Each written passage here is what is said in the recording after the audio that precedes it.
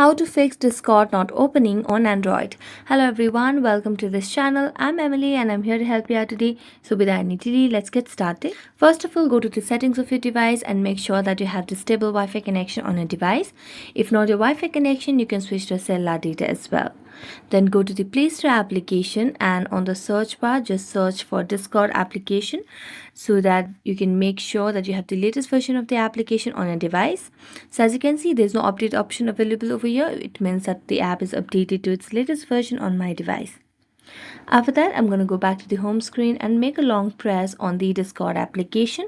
So tap on app info over there and then you can see the option of clear data at the bottom right corner of the screen. So tap on clear data and you'll be able to delete all data. Then go to the app permissions and make sure that you have toggled on the required options such as contacts, files and media, and microphone and your nearby devices, and toggle them and give them the access. So thank you so much for watching this video. See you next time.